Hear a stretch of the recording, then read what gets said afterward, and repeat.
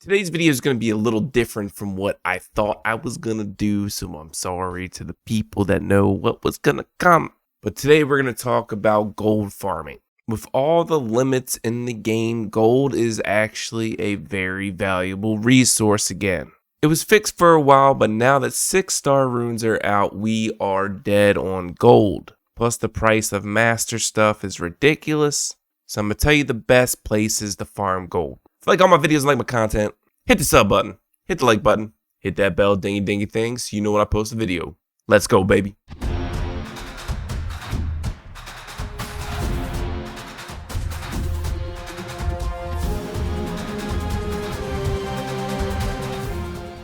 Tip of the day. Number 1, my voice is groggy because it's like 5:30 in the morning. This is really probably the only time I can do videos going forward. So I'm waking up early for y'all. Number 2, I know the exchange center is broken. It needs to get fixed. But I wanted to point out something when it comes to gold and gold farming. Whenever the exchange center is finally up and running and actually efficient, with your raw heap coins you can actually sell them for gold. But please don't ever do that. 100,000 raw heals gives you 125,000 gold. For this same 100,000 raw heals, you can get 1,260 crystals. So instead of buying gold raw healed, you actually buy crystals. And the reason being is the shop. You can go to currency and go over and hey, there's gold here for sale for crystals. As you see here, the lowest valued bundle pack, 450 crystals for 75,000 gold. If you really want to use crystals on gold, which I wouldn't tell you to do, I'm just pointing out a fact that you can get 150,000 gold for 900 crystals, which is literally like 60% of what the raw healed would have been if you just did raw healed to gold transfer. So even though they added raw healeds to get gold, it just doesn't make sense. I don't understand what a dev could have been thinking. Maybe they're good in coding and not in math. I don't understand. But don't ever buy gold with crystals. Just use your crystals for refreshes. The more you know. Alright, let's talk about gold farming. First, I'm just going to start out with Tower of Ascension. Once you're done with Tower of Ascension every month, when you need the gold, go to these side rooms, these little side dungeons. It's a very easy dungeon. You just kill the ducks for gold. There's chests in there for Breath of Life and like XP pots and whatever. And it has a little bit gold in those chests too, but the ducks give you the most, so if you want to speed through it, then just kill the ducks. Like I said, another place is selling raw healed on the exchange center, which I would never do. Or you can go to the shop and go to currency and buy gold this way with crystals. I still wouldn't recommend doing it. Next is the world map, opening chests and breaking pots like you're the hero of time searching for a princess.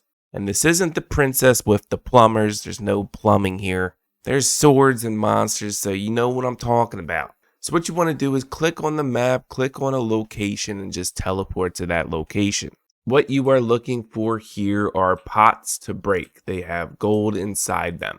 And here they are. You will go ahead and attack them and break them and you get gold. Then you click on the map. You go to the next location. You click OK.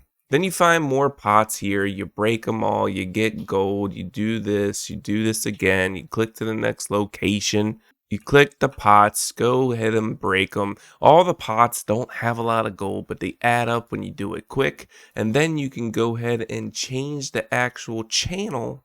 And what do you know, the pots are still up, and then you break those, you get gold, you switch on the next location again, then you go ahead and kill these, boom, more gold, bang, and then you go to the next location. Are you understanding what I'm throwing down here? You're playing Legend of Zelda if you didn't get my reference before. But it does add up, you get blue keys. And then sometimes when you teleport, you'll be able to see chests on the map. You go click on those, you get gold from there, you get other random things too. So here we go, gold, more gold, it all adds up. Here's another chest while just auto gathering. Once you see a chest just sitting there, just stop auto gathering, okay? Just go get the chest. Because really, this is the only entry time gated thing that we don't have. We can actually do this all day long. Next is crafting and professions for processing. At the bottom, there's a whole bunch of props for sale. This is the bottom list. I would definitely craft all of them every week. Honestly, I would keep at least 3 flame peacocks for the master profession. And if you ever get these fancy handmade dolls from events or other random stuff, keep those for outfits. Once you've crafted all the outfits, then you can start selling these. But what you do is you craft them every week. The majority of these have 2 different instances that you can craft. It's these different tabs right here. So make sure to craft both sides. Remember how I said farming chests will get you gold? Well, here's another reason why. You need lock shards, which you can get through field events and actually treasure chests. They are more rare to drop in treasure chests to get these secondary props for sale. Once you've crafted those, you go to the general merchant, click on sell and go to a general stuff. You then find all of the props that you actually just crafted. They do sell for really good gold. It's definitely important to do this because you will run out of gold, especially when you're going into master professions. And when Contana's 6-star runes come out for EU Asia, you're gonna need a lot of gold. And because a lot of things are kind of crappy right now in farming and exchange centers and limits and blah, blah, blah, blah. Sometimes there will be events in the game where this piece of dice usually sells for like, I think 25,000 or 50,000, but you could sell it in this event for 400,000. So definitely make sure to take advantage of this event. However, there should be some kind of like path of growth event every month that's unlimited, not limited per day, that maybe is a gold event. Or just bring back monster unlimited path of growth events, come on.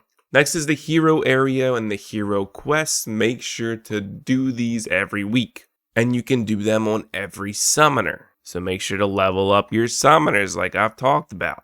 If you're limited on time, at least do the very first quest on every single summoner. That's 400,000 gold times 3, 1.2 million gold. But if you can do all the quests, even better.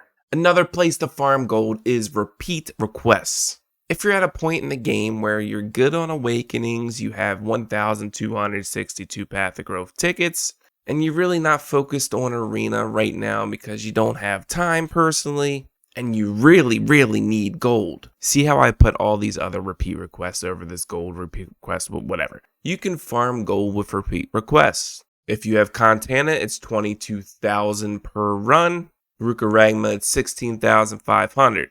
So if you don't need any of the other quests, then definitely do this for gold because there's not many other places that you can get it. And last but not least, and probably the best way to farm gold, is selling runes. If you're EU Asia right now, you don't have Contana release, but the best place to go is any of these purple 5-star monsters in Rukaragma. You just click on the monster, you click location, and then you move. Once you get to the location, you click on auto, and then you just go to sleep. You make sure your rune inventory is cleared out so you can get as many runes overnight as possible. If there's other people on the map farming this as well, you go to a different channel, one that has less people. But if Contana is released and you have that on your server, that is the best place to farm gold. You just go to any of the 5-star elite monsters here, click on the portrait, click location, and move. Once you get to the location, again, you click auto. Make sure you have a movement speed monster, an attack buff, or whatever the case may be, a good damage dealer. Once you kill that elite creature, it drops 2 5-star runes. Once you wake up overnight or whatever you're doing, you made a sandwich, had some poop, had good times with the wifey, whatever, giggity goo. Then you go to the general merchant and sell off all of the runes that you farmed. And that's really the best passive way to farm gold. And that's it for today's video. Just wanted to showcase this video because I personally am running out of gold. I'm kind of pushing for master and I'm trying to level up 6-star runes as well. But we need some gold, people. And for just 35 cents a day, me and my dog Josie can just farm some gold. So please help us. Sub, like, ding ding a bell. I'll see you in the next one. Peace.